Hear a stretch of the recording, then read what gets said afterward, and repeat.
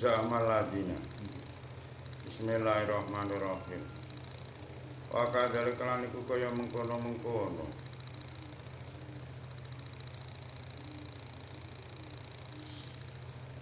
Ayat manafi ayatin.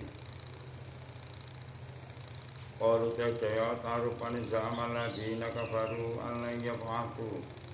Ayatan nusna sapa sering ayat ila qali tumeka Allah Yasiro Kosiat ya udah keistimewaane Za'amal ladina iku Ifrojil madhuni Korona kanggo ngetokake barang kang den pendem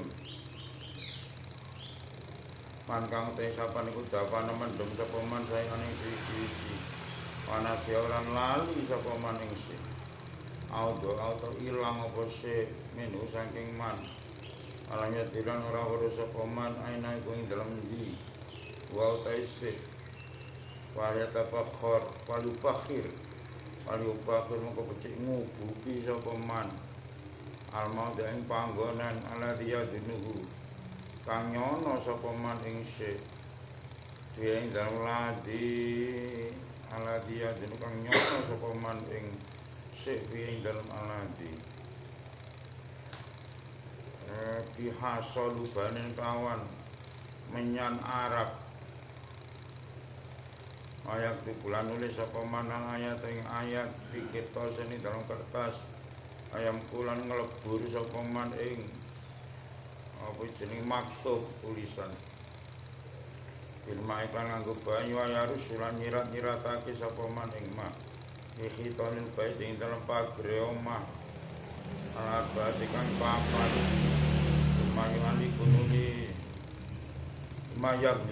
Mayuhlaku dan inep Opal baitu omah naharo ing dalam awane bet Walela ulan bengine bet Tumai taspaha Mulai damlakan majing isuk sopaman Yaftahu mongko buka sopaman ing bet Kulam melebu sopaman ing bet Kaya mongko satu meneman Iku satu dan paringi Pituduh dadi paring weruh sapa man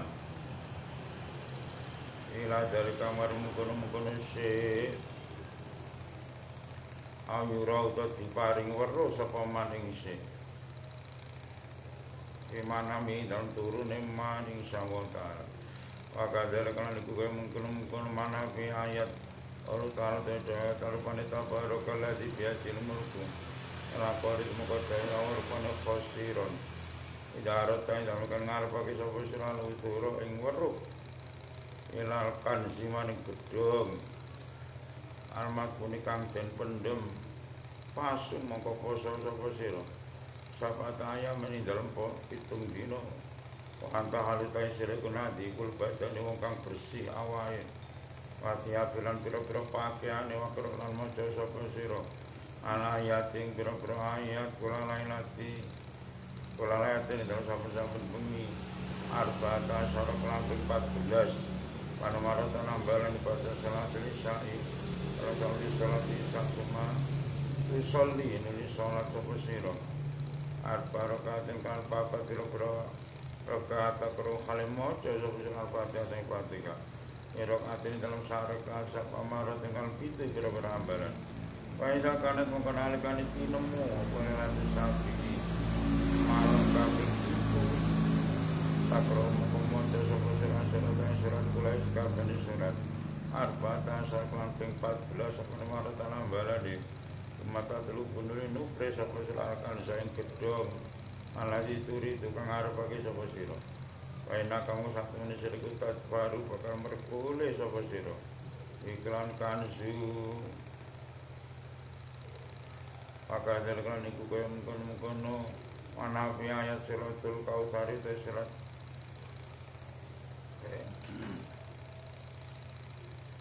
suratul takwiri iya ya suratul takwiri te surat takwir ya manata sapane iku kara maca samane suratul takwir ibaitene dalam omah bikang iku dalam pet sikirun tai sikir matkunan kang den pendem layar iku kang ora urus sapa man mau diau ing panggonane sikir alhamam mongko paring weruh ing man mongko paring weruh ing man sapa wa taala Gusti taala mau diau ing panggonane apa sikir kaya priju mongko ngetokake sapa man ing sikir malaya diruan ora mbayani ing man minus saking sikir apa saen suci-suci maka dari kan iku kaya mungkon-mungkono manawi ayat suratul asr te surat asr manate samene para maca sapa man ing surat al asr oh halita iman iku yat panu mendem sapa man taban ing pendeman iku pidho mengko den reksa apa David masali mana selamat apa David mungkul apa sang saben-saben panca boyo Idinillahi ta'ala amin dari kang setengah sayang kurma ayat manawi ayat qalu ta'ala wa ta'ala rupanya ya Bani Israel ayat ala sama sering ayat man kang te sapa kata banulis sapa man ya Bani Israel ikhir kotini dalam pipih min baiti sofiatin saking omai bocah cilik wadon lam tablu kang durung balik lam tablu kang durung balik durung temeka sapa Sofia al-kulma ing balik ayat kalisnen ing malam Senin bertemu di khamsi saatin dalam sausi lewati 5 pira-pira mangsa ilang lain saking wengi tumawa doa nuli nyele sapa man ing apa iku mau jenenge khirqa ala satri mrati ate dodone wong wadon Akbarat moko ngabari sapa imro'ah bijami makles kabane perkara amilat kang lakoni sapa imro'ah maka dari kelan iku kaya mungkon-mungkono lha iki tobat gitu ya ana wong wedok dituduh sing lanang selingkuh biasanya kan ngono ya gak ngaku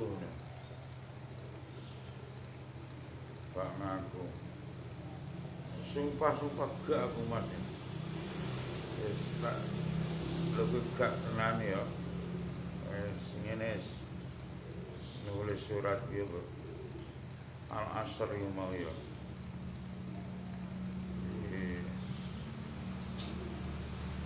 maca ya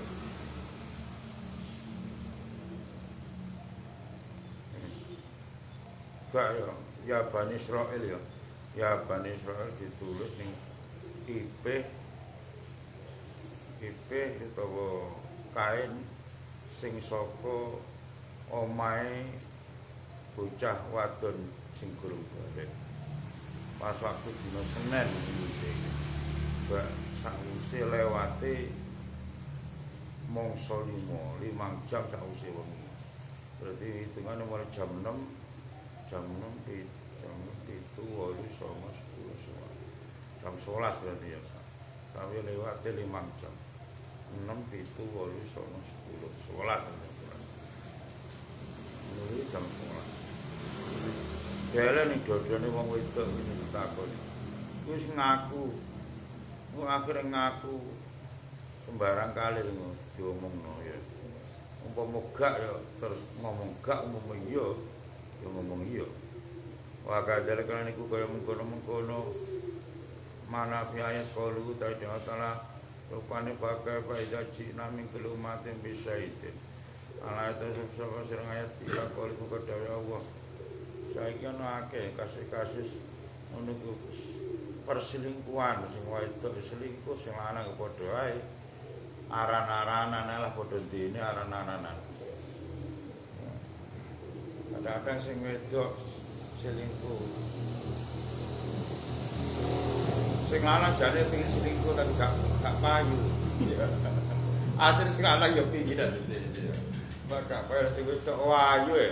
Sing lanang elek gak ganteng sing lanang. Sing wedok selingkuh bolak-balik iso payu. Lanang arep selingkuh mek sapa? Wong wedok sing gelem ya dhek kuwi tok bojone tok. Akeh HP pengaruh HP saiki ya. Pengaruh HP luar biasa nang perselingkuhan ya. HP yo janjian ning jero kamar, janjian ning ambek arep turu ngene isa ya. Pakadere kalau ta'ala wa inna rabbaka la ya'lamu ma tukinus. Pakadere cina bemangkuyo. Pakadere kan mengkono. Apa iku mau jenenge manafi ayat kalau ta'ala tidak terpone pakai faida cina mingkil umat misaitin. Ayat anur sapa sering ayat ila qalit moko dawuh rupane hatisan. Manengante sapane kata banulis sapa man ing pakai faida cina pilau kene dalam papan. Meda kang saking emas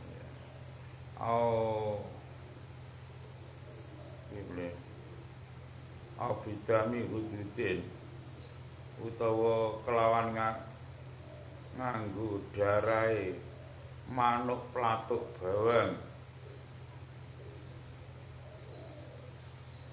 utawa kelawan nganggo darahe manuk platuk bawang dikapi dalem pepe man aleman kang tengen wawadolan nyelake sapa man ing lau ala sadri mratin ate dodon wong wadon naimatin kang turu ya painam kesatmene imro iku tu hadis bakal cerita-cerita sapa imro abi kulima kelas kabehane bareng kana kang ana apa maiku minha saking imro bakal delegalan iku kaya mengkono manapi ayat qaulu ta'ala rupane wa inna rabbaka la ya'lamu ma tukinnu suduruhum al ayatan resna sapa ayat ila qalit mukaddarupane mubin wasiate te kasiate wa inna rabbaka iku barina imi aweh abare wong turu kuwi barina aweh kabare wong kang turu bima klan apa wae amila kang nglakoni sapa naim mirajine sing lanang amrate ngoten lanang itu padha wae iki ya anak maka utai sapa niku arep dengar pagi soman dalika mungkin barinaim payak tu maka baca nulis sapa man hadil ayat tikilam ayat ijilti hausolatin ijilti hausolati toirin ing dalem kulite teliye manuk ing dalem kulite teliye manuk yukalu kang den ucapake la kedwetor apa an-najahu aran manuk najah bimai wardin kan nganggo banyu kembang mawar wazak faron lan minyak zafaron wayaj'alan kecik dadake sapa man alkitab ing tulisan fi zayyi dalam kok ngono deh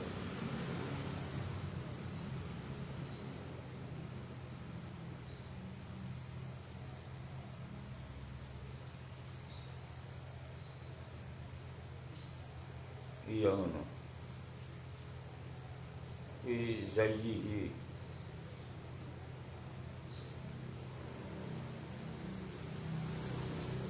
ini diganteni ini hirok atin ini diganteni ini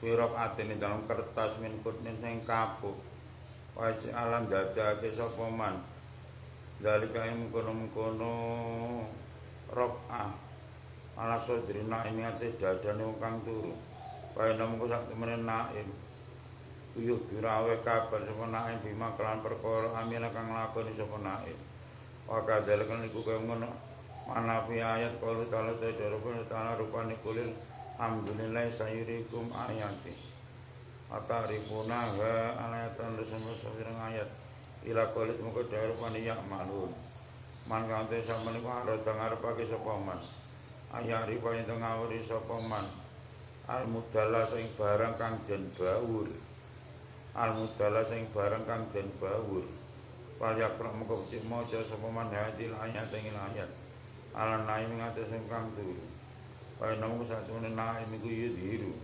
bakal ngetokake sapa naim al muamma ing barang kang den samarake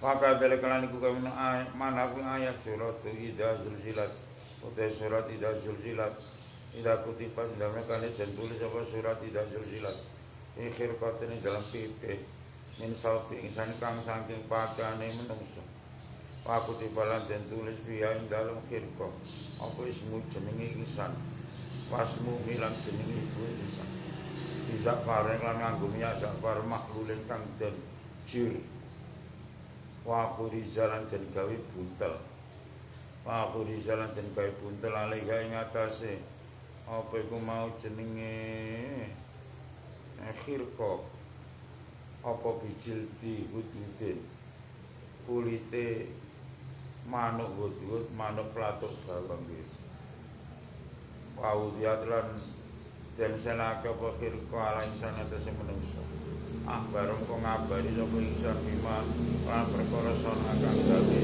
sapa insan maka dari kan iku kaya mengkono-mengkono apa iku mau jenenge manafi ayat qalu ta'ala rupani inal baqara tasyaba alaina ayat inal baqara tasyaba alaina ayat terus sapa sing ayat Baqarah kang dalem kene maca ing inal baqara sapa man wong arep tekan ngarepake sapa man ayas taria ing tuku sapa man albiti ing semongko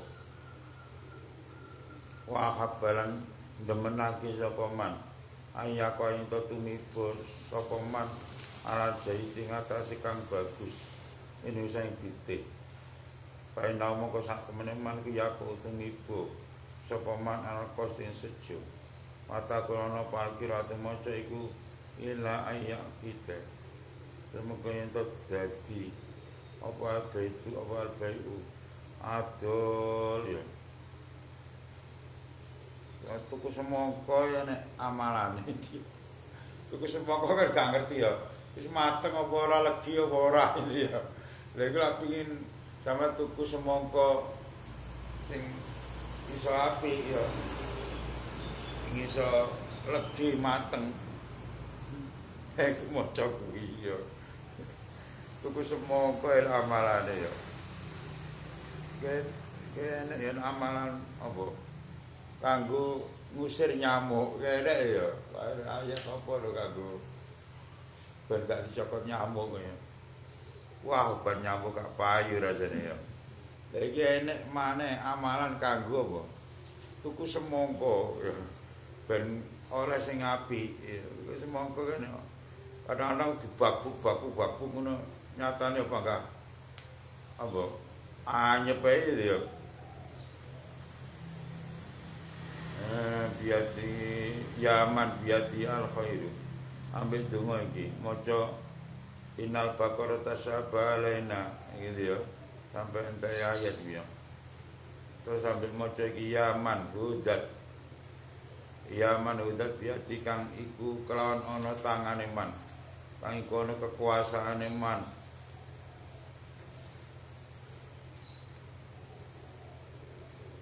al khairu ta kebagusan wal khiyaratu lan milih wal khiyaratu ta milih iku minhu saking man ya dalil al khairu dat kang nuduhake bagus ya mursyid dat kang nuduhake ya dat kang yo nuduhake wakadale kan iku kaya mengkono-mengkono manapi ayat sairun asayda sekari-kari para suci-suci wakadale kan iku kaya mengkono pitih sairun asayda sekari-kari para suci-suci min fakiatin kang saking buah-buahan amal busin atau penganggu abari dari kata kabeh ima saking bayane saking apa wae ya kun kaon iku piye dalem asibat serupa Iki yo kowe lek tuku apa-apa sing garano kapusan lho. Sing jumbo-jumbo.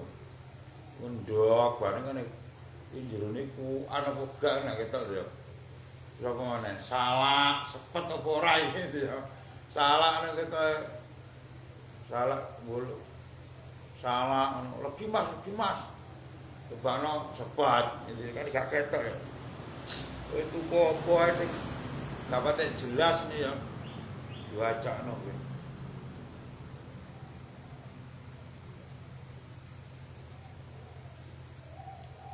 Apit kuliah iki. Turun. Dengi kuliah. Boten bensin. Kuliah iki, dengi gak kuliah ya. Keturun kan. Nggih, ya. Itu loro to. Larene. Oh. Lawak pun pas malah dhuwur adane. Berarti kuliah gak kuliah itu. Ya jam ana ngadan lho. Ana ngadan pertama nih, jam 12 kali. Iya toh. Sekitar jam 12 itu. Mulai ana ngadan.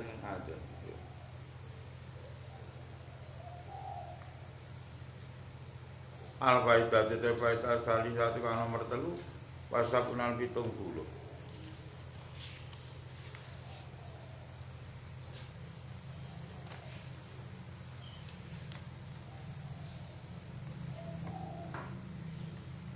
Iku fi fawaidah ing dalam pira-pira faidah. Sata kang macem-macem to beda-beda. Mutafarriqatin kang pisah-pisah. Mindali kaki setengah saking gunung-gunung fawaid. Qalu ta'ala ta'ala terupane tumma qasat qulubukum min ba'di dzalik. Ayat terus sapa sering ayat.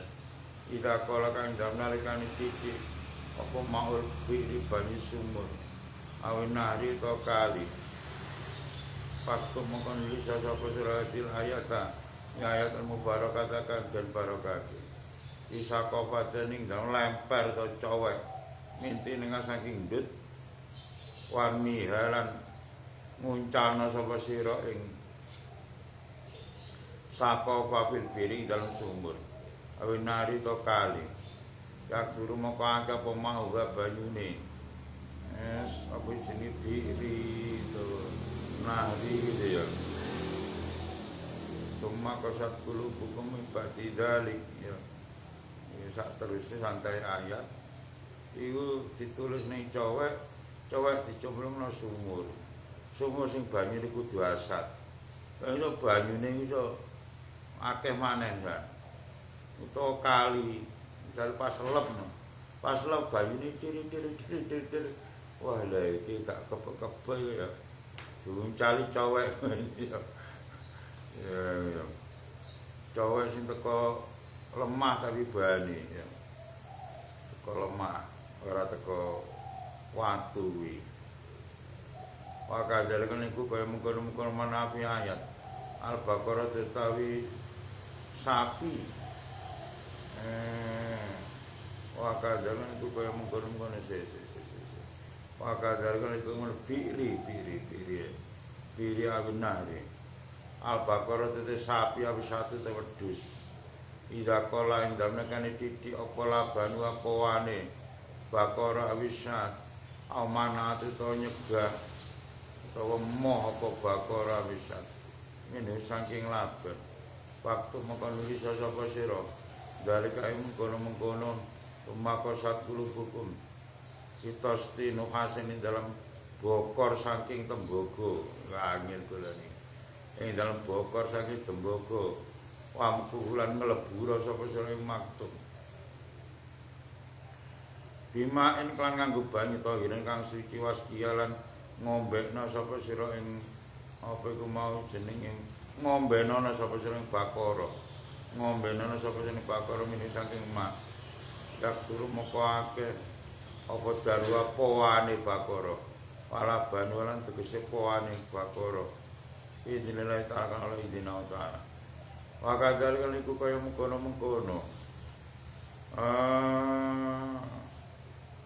Fawaid Qalu ta'ala tidak mana qattara taqullu bahwa jika bersama ayatan rusna sapa sing ayat khasiat atau keistimewaane qattara taqullu bahwa jika bersama iku anakku manfaati lalu koti saking lara dengkek ora boyok lah menangmu ya ora boyok alfalisiran ora mati separuh lara stroke mati separuh lara mati separuh mbok stroke mbok apa warihilan angin aradiati kang ala lara angin sing ala semasuk angin lah menangmu ya angin duduk apa angin ngajak, angin dengok-dengok ya. Apa masuk angin, kowe angin-angin gitu ya.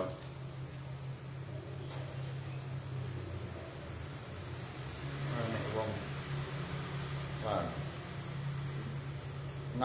ngandani wong tambane angin duduk, ekstrim tapi ora mentol. Ekstrim tambane. Jadi wong angin duduk kan gampang mati dong kan angin duduk. Kadang ketulungan cek-cek no kena angin duduk mati ya. Ini tambahnya jane nganu Gus. Niku mayar iki boleh pitik anggrem. Pitik babur anggrem. Iku dodone iku disigar langsung. Dodone sekarang dipecel. Cik urip, betul lah, cik urip, kadang urip dilumahno sigar dodone asih templekno ning dodone sing anu dodone sing loro sing disigar dodone pitik lho dadi wonge bongko ya dodone pitik sing angger dilumahno langsung disigar biak ditemplekno ning dodone sing loro kuwi belah niku kon manjur niku tapi kok ekstrem temen ya sing enak iki ya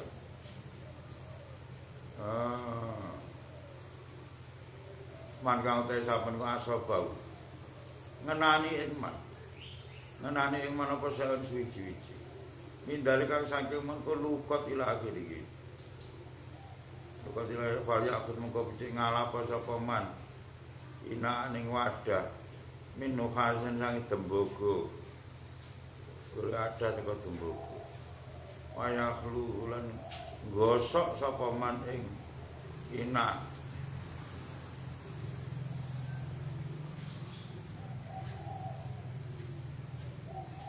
gosok sapa man ing ina wayah cilu ya cim ya jalaan klan gosok temenan jahitan kang bagus boleh wadah teko tembogo digosok sing sampai resik niku terus wayah tukulan nulisi sapa man ing dalem inaan ayat ing ayat tulis ayat terus tembogone tulis ayat kon narotakol lupa jika bersama sampai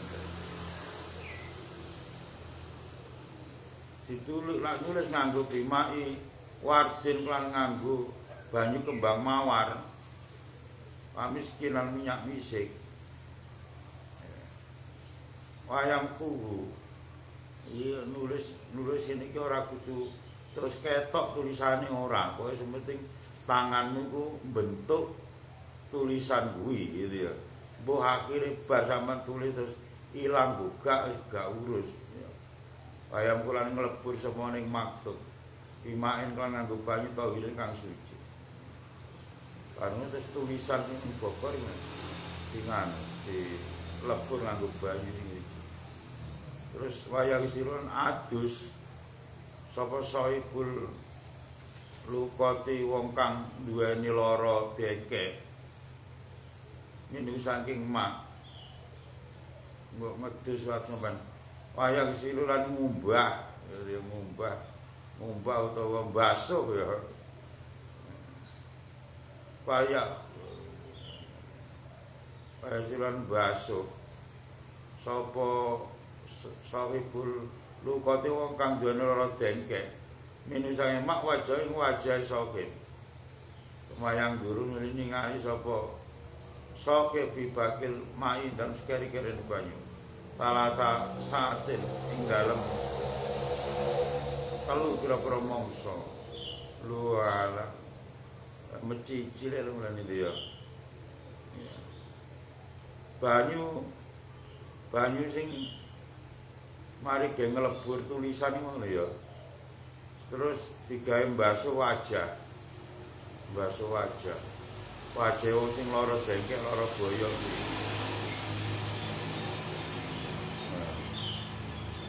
pas ini terus turane banyu sing gengil ya kon nyawang sawang gak suwi pira 3 jam mencicile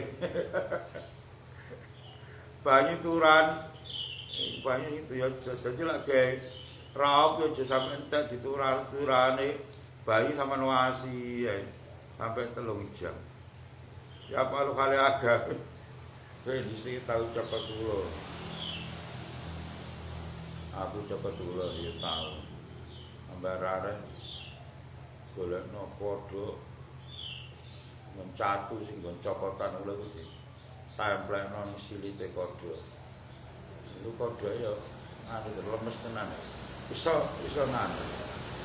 nyedot racun ning jero ngono ternyata kodhok mati ya lemes ya gue lemes sih gue cekel arak saking merkesi kenemenan gua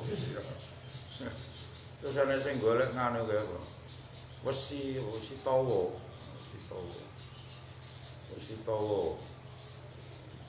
ana sing maneh kon ngongkon pendem kuwi kan saka tangan kuwi tangane dipendem pas waktu kuwi jam 1 jam 12 kaya bunyi arep kolak-kolakan ambek arek-arek ning kulon ngono rakimin ya tak syukur cok boleh pandan coba dulu gue sing ngomong gandes sapa ngomong ini sini kok kulon nanti cokot tulung kan kalau pendem tangan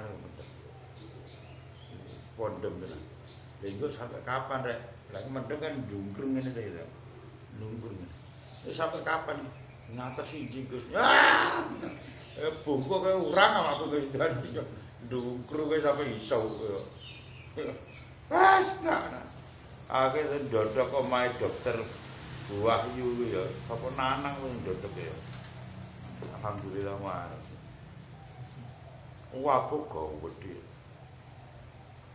tangan lho kene tak taleni dadi kira aku tau wonten Guru menene lagi di Gusta Cokot Kula. Gusta Canggu Cokot Kula menene. Pedho anakku, Gus direne Cokot Kula, Gus. Aku iya ya. Lah terus kok gonang ndi? Tak suntik kene dokter. Entek piro? 75. Lah gitu. Lho enake iki. Lah sampean aku tak gonong HP ae. Lah terus 1 juta. Ya nek ape sewengi bermalam ning kono sewengi itu ya. Wong kudu wengi-wengian bah sing obate ku bah misagrib bah misadin. Pokoke bermalam ya 1 juta kabeh ae ya. Lho kok enak jare. Lah ya Ben, aku 1 juta ya. Aku butuh 5 kok. Tak sampai 100.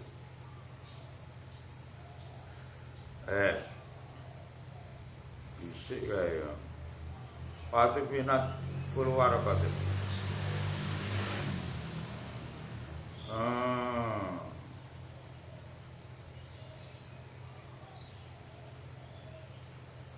ya bro mengko waras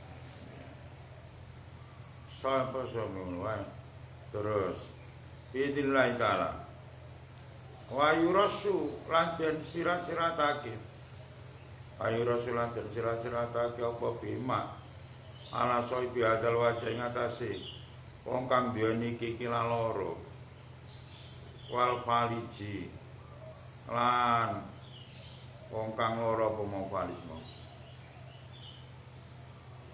para mati separo iki parihi lan lara masuk angin waria bro muka waras apa sakit binilai tarakan oleh dinautan wakadar kan niku kaya mengkono-mengkono manafi ayat kalau utai daya tarupane wakayim min nabiyin qatala ma'hu ribbiyuna katsira ayat wakayim min nabiyin qatala ma'hu ribbiyuna katsira ayat anu sapa sing ayat khosiyatu te keistimewaan wakayim kuwi iku zawalul hamni ngilangake prihatin warga milan sedih lah iki ya akeh saiki wong sedih susah bingung tinggal mati sing lanang tinggal mati sing wedok tinggal mati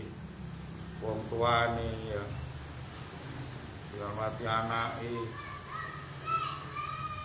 apa nyambut jane angel bingung ya jane angel bingung rezekine seret bingung ya saking bingunge mara nang ngene yai nyambut gawe angel bingung mara ngene yai njaluk nomor lu bingung wong iki ya njaluk ngene yai njaluk nomor wah salah alamat sampean Pak sampean takon salat dhuwur pirang rakaat yang tak jawab itu. Lalu terus takon nomor waduh. Itu sakit lho. Pun jenengan dongaken mawon. Oh nggih kula donga-dongaken kersane lancar yang damel jenengan. Sing saged cepet oleh dhuwit ngoten Gus. Nggih kula donga-dongakno. Jenengan dongaken nemu dhuwit sak kresek nek Gus. Lah yo ngeluh gitu ya. Kon dongakno oleh dhuwit sak kresek. Dhuwite sapa ceblos sak kresek gak krasa iki. Wong dhuwite 500 kelitik ceblok glundung ning meja ngene. Grobosi ya. Dhuwit 5.000 ilang kuwi oleh golek sedina. Lah kowe nek wong zaman kaya ngene duwe sak kresek ilang tapi kan dhisik ora masuk akal dibare guri-guri enek ajine ya mari wong dhewe dumbogo iki mari digawe duwe ilang sak kresek 130 juta jadi kresek ilang mari digawe aku dikabari celengan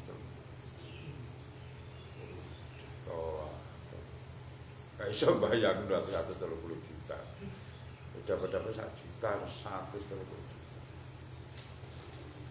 kayak wonge ya secara ekonomis biasa ora mampu wong duite wong-wong lho duit arisan duit wong pokoke duite wong-wong duit 130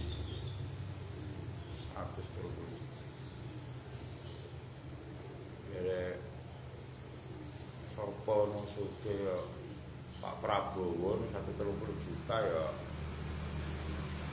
ora apa-apa ya. Aku ya iki 130 juta ya. Olah toleh tenan 1 juta ya. Bingung ya. Tak pikir dhisik kok wong njaluk donga aku supaya didongakno nemu dhuwit sak kresek iki. Tak pikir wong bingung ya. Tibane nek tenan tibane wong kelangan duit sak kresek.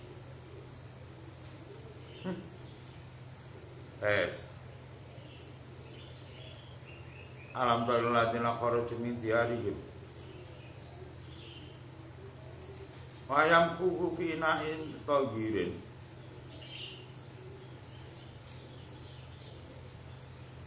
warihi lam yabra muka waras apa soe diletar wakadar kan iku kaya mengkono-mengkono manapi ayat qalu ta'ala ta'ala pan wakayim min qatalin wakayim min nabiyin qatala mauribiyuna katsira Khosiat dua iku zawalul hami wal ghammi. Paman tesapane ku musibah. Den keneki sapa man. Di musibah tenan musibah wa malan agung. Apa husnuhu. Susah man nek wong kena musibah. Dengan bilai susah. Susah nemen, gede susah. Yo kelangan bondo, kelangan anak, kelangan puji susah nemen. Wong harus stres menyang. Aman utawa wong androba kang ngenani iman. Androba kang ngenani iman apa alisku bronto. Wah. Nek wong kenekan sakit rindu. Iya. Kenekan rindu berat. Sakit. Kena loro sakit cinta. Iya. Gendeng cah wedok. Kae lungguhane Pak Budung arek wong stres akeh-akeh gara-gara mikir wong wedok ngene iki. Wong pira kok sing stres mergo gara-gara kedanan wong wedok. Sawenenge serang apa. Iki stres-stres sampeyan yo. Loro bronto, sakit rindu. Tapi wong loro cinta, wong loro rindu iso mati syahid iki ya. Kapan wong iku panggah netepi jalur syariat ya. Sawen karo cah wedok gak kena dipesawen ngene. Ngompet. Dia ngompet saking nemene, tapi gak wani arep nemoni lho gak wani mergo didosa. Jepok kuwi pedhokan arek iso ngomong tok sak kecap lo kecap. Irung-irungi tok. Tapi piye dosa memendam rasa sampai dia terus mati lagi ngono itu. Saking gak kuatis rasane itu ya. Sampai terus loro terus mati. Ini kalau mati saya itu jadi. Mereka mati belani agama ini. Ngebot agama ini.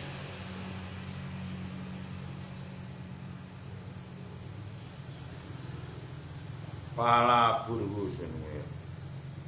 Khosiatu wal yaktub. Maka becik nulis sapa man qabla tulil fajri dalam sadurunge metune fajar. Sadurunge subuh iki ya. Sampai nulis ayat ki mau. Wa kai menabing qatala ma'uri biuna katira. Sampai entek ayat. Pak nulis menyamil hadis saking dina akad. Pas dina Minggu misih. Ditulis ning TV nek ning dalam wadah tahirin kang suci. Sama tulis ning ada sing suci, apa ning piring, apa ning apa lengser, apa ning layah sing resik sing suci. Ora mari gawe mangan didih. Sing suci. Wayam kulan nglebur sapa man ing apa iku mau jenenge maktub atau tulisan. Bima isal ciklan nganggo banyu es. Wal barotilan banyu adem.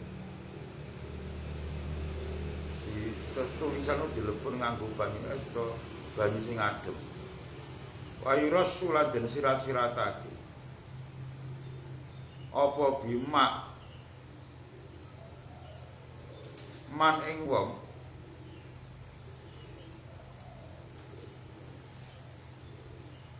ya jitu kang nemu sapa man sayane suwi-suwi. Mindalika saking mengkono-mengkono. Ham hom isku. Ham hom isku. Wong sing sedih, wong sing apa jenis susah berat. Sedih berat atau sing rindu berat. Ya. Lagi jatuh cinta ya, berat iku di sirat-sirati kanggo banyu ki mau ya.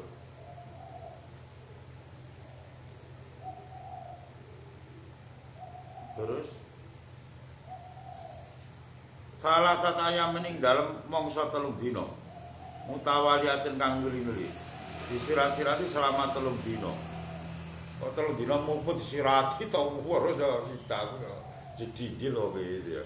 Ya sedira disirati pisan, sisih manis pisan, sisih manis pisan selama 3 hari kok 3 dina muput gerujuk iki kanggo baju kuwi.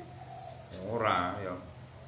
Ya waras ya, gak lara tusan tapi ya mati kuwi gak larane ngono. Kaya wong kaya lara ampri terus lara nilang. Ya, lara kalau akhir waras gak lara nilang. Maca Fatihah ping 100 gak bekal. Itu ya. Dijamin lara ilang gitu. Sak nyawa-nyawani tapi ya gitu ya. Alias duty jadi ya. Patek ya.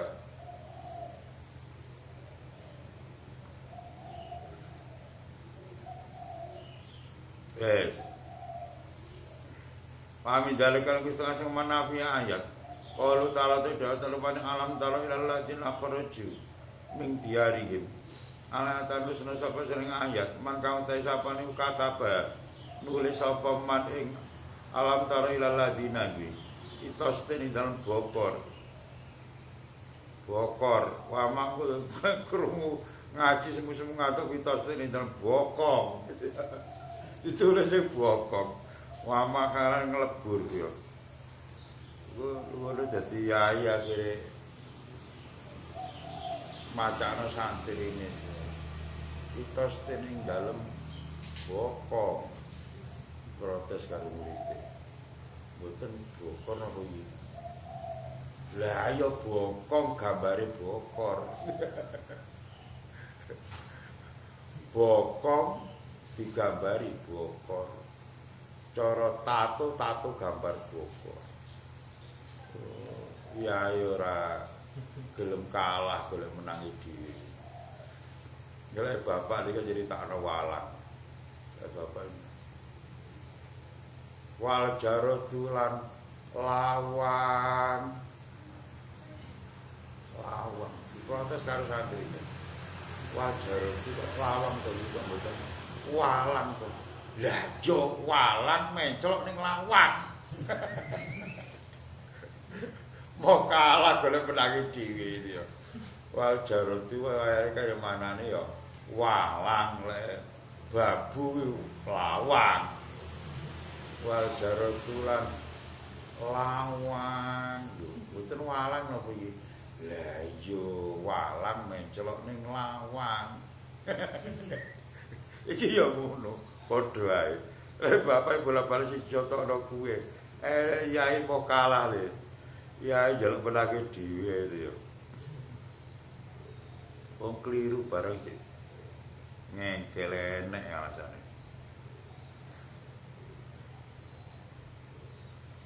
Itos ning dalam bokor minuhasin kang sangi dembogo.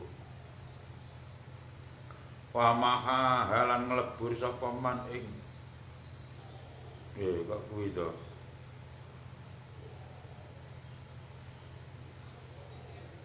Iya bener ya. Lan nglebur sapa man ing alam tara kuwi.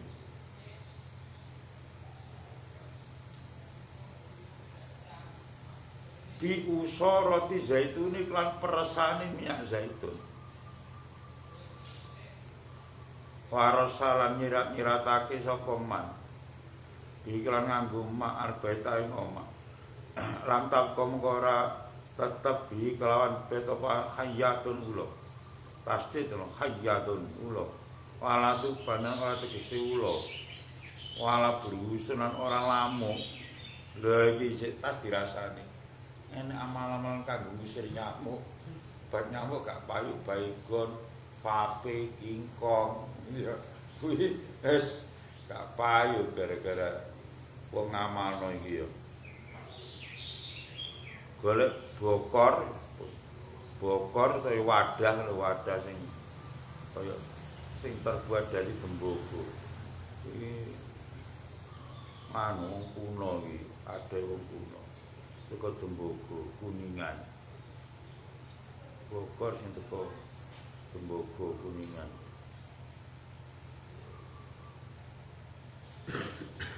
Ditulisi kuwi ya.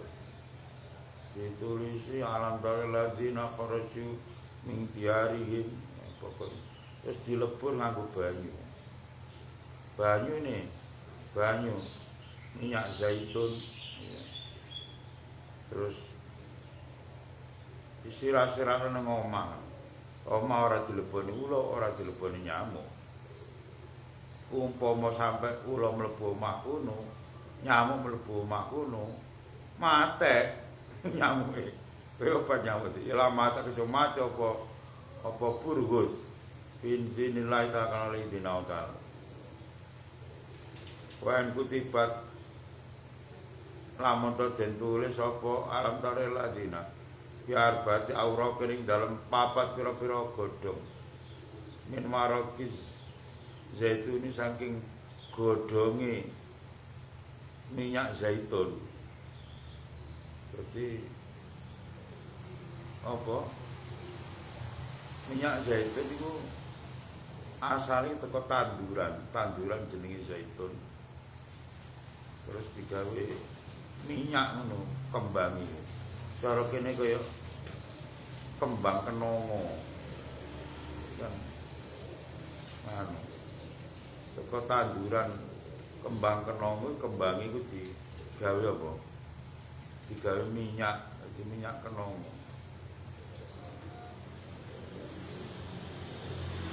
Watu sinajan pendem apa keluar kotin. Saben-saben godhong wirukne ning dalem pojokan siji. Minar kandil baitingan sing pira-pira pojokane omah. Lam yap mengko ora tetep ing dalem bait apa saen siji. Minal bak saking tinggi. Lho, obat tinggi barang ono ya.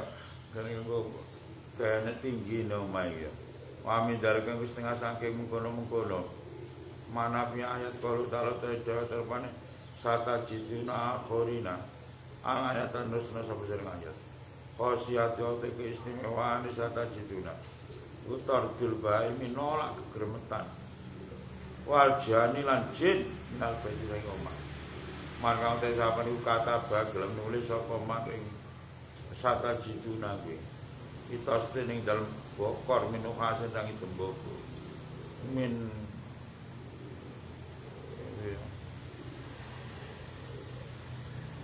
man iya man ini ya minu hasin kasangkin tembaga kaya nek lapat apa nih min ini ya gak lama hang dia iya gak ya sih ngaji beli sih deh beda ya minu hasin sini nuha ya kalau kayak min wa maka terus mripate kesel campur luwe gitu ya. Wa maka nglebur sapa man ing satajiduna kuwi. Diusoroti roki zaitun kelan persane godhonge minyak godhong zaitun. Kelawan persane godhonge wit zaitun. Tumarosa nyirat-nyiratake sapa wong. Iklan usara albaita ing omah. Lam yakum ora tetep ing dalem bait apa saen suwi-wiji. Mudin kang larake. Ala syaitonun ora setan. Ila kharaja kejaba metu. Sapa apa setan. Minu sange bait idine ta'ala kana laidina wa ta'ala. Wa kadalakan iku kaya mengkono-mengkono manafi ayat kuwi. Kalau taala terupane apa mina alil guru ayat yaum basuna ayat sing ayat ila qoli temuku dawuh rupane al khosirun khosiyatu kang utahe keistimewaane apa mina alil guru iku anaman sak wong kata bakang nulis sapa man dalika mengkono-mengkono apa mina min awal yaum sing awal dina min syahril muharram sing bulan muharram iku kertas ing dalam kertas Wa salaulan ngumbah sapa man, pembasuh sapa man ing kirtos. Firma iklan nganggo banyu. Para salan nyirat-nyiratake sapa man, iklan nganggo mak. fi zawayal baiti ing dalem pira-pira pojokane omah al-arba'i kang papat nafa amko manfaati apa ma min jami dalika sing sakabehane mengkono-mengkono mau yo sing syukur mau yo min jami dalika saking sakabehane mengkono-mengkono apa iku mau yo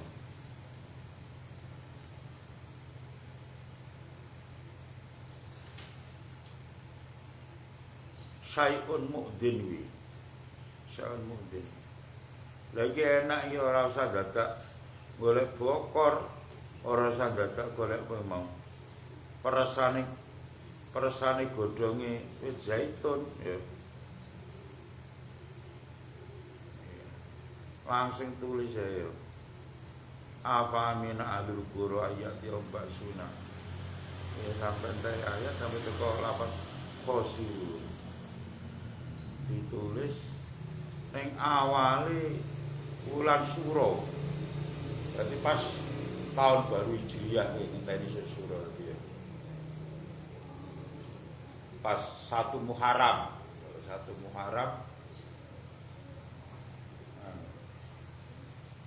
Nulis kuwi. Ning ditulis ning kertas ngene ya. Ning kertas terus kertase kuwi diumbah nganggo banyu sing bekas umbahan ngono disirah-sirah nang omah pojokane omah papat ya ngisawa omah ku ora dinggoni setan ora dinggoni jin ora kelebon perkara sing nglarakno ora kelebon apa ula apa kala jengking apa-apa pokoke omah ki paring aman lah. Wa min dalikan ku setengah saking mengkono-mengkono. Apa jenenge manafi ayat qaulu ta'ala tidak rupane luinal ladina kafaru min bani Israila ala lisani Dawud. Ayat tersena sapa ayat qasiatu te keistimewane apa jenenge luinal ladina kafaru min bani Israila ala lisani Dawud iku tamna'u bisa nyegah apa jenenge luina kuwi asusa ing bubuk to renget minalkum sing gandum atamiran kurma wazabilan anggur man kante sawen iku kataban nulis sapa man ing luina ku arba'i sakope ning dalem papat pira-pira lemper to cowek tuk malu kang den gawe apa sakoh mintinil bahri saking ndute segara golek segara lor iki ya segara kidul ora nek ndute ya ora segara lor ora ndute ora lor banyune butek iki ya minal kumfi al maliki kang asin wait panulan den pendem apa kulo saka paten saben-saben lemper irup ning dalem pojokan minal mauti kang saking omah ala dipikang ku ing dalem bed dari kau temukan konesus wa halu utai kitab wa utawi maktub ngene perkara kanthi tulis iku nafil kang manfaati minal fa'ri sanging tikus aidon kali maneh gitu ya kena kanggo tolak tikus barang ya luinal ladina kafaru min bani Israila ala lisani Dawud syaratnya gak angel-angel nemen ya golek apa golek lemah kemana ngomong lemah utawa ndute segara kuwi segara lor kuwi lemah itu cukup mbok terus digawe kaya layah ngono ya kaya layah sampean ora usah diobong gawe dhewe ya ora apa-apa iso te bentuk lemper layah ngono gawe dhewe kan ora usah dibom ditulisi ya ditulisi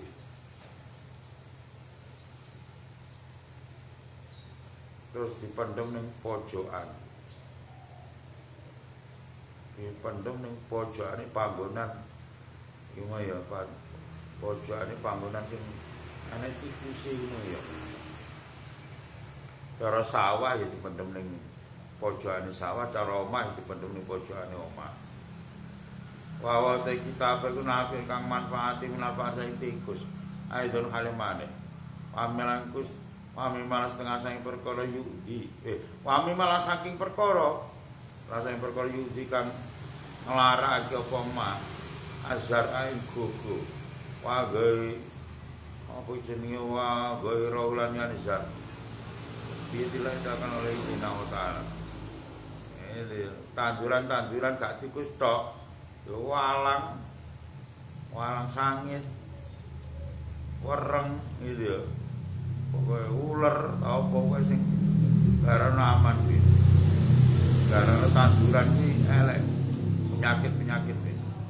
Amin dalikan iku setengah saking mungkin mana ayat ida tamau ta dalem nekane kumpul sapa kaum alamang kita si perkara layar do kang ora rido sapa Allah taala minal mas yang pira-pira maksiat awidul mito penganing ayat wana widang padhen kabeh waktu mongko nulis sapa sira Allah taala rupane wong qolatil yahudu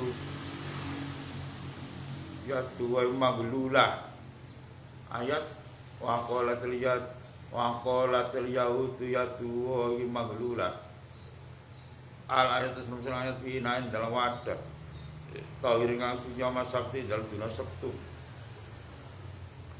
Kenapa kok dina Sabtu? Dina nang Yahudi dina Sabtu. Dinane wong Nasrani dina Minggu. Dinane wong Islam dina Jumat. Lan Kanjeng Nabi ku jane laire cara hitung-hitungane ilmu, hitung-hitungane ahli kedokteran, ahli persalinan, ahli dokter bayi. Itu hitung-hitungane dukun bayi cara zaman kuno. Kuwi laire kudune wis Sabtu. Wae mergo oleh ndelek kuwi pas oleh ndelek dadi kuwi pas di Kemis, pas dina Kemis bulan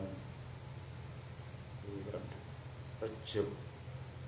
Jadi cara miturut hitung-hitungane ilmu kedokteran bayi utawa ilmu dukun bayi kuwi jane cara lahirin kudune dina Sabtu bulan Mulut. Tapi kenapa kok lahir kok terus Senin? Mergo pas Sabtu ku dinane wong Yahudi. Sisuke Minggu dinane wong Nasrani. Akhire terus dilairno ning dina Senin.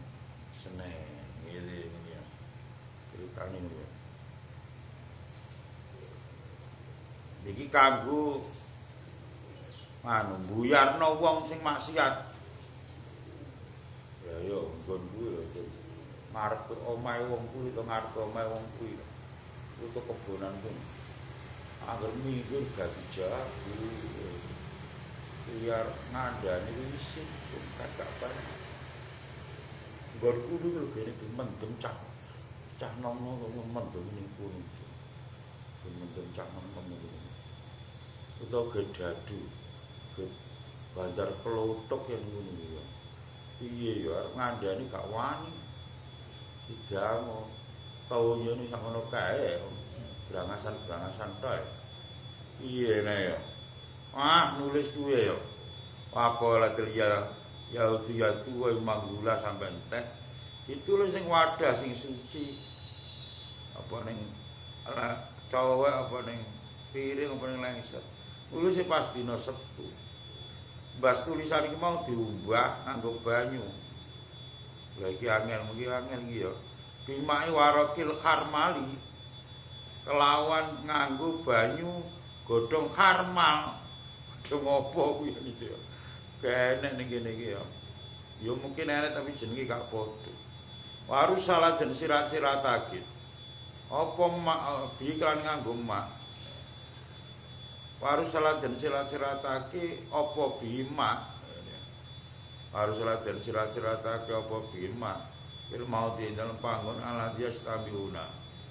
kang kumpul sapa kaum iya dalam maute ajan malih aliman paena mung sak temene kaum ku ya tafarraquna bakal pisah-pisah sapa kaum buyar wala ya utur ora bali sapa kaum ilai maring maute abad dalam selawase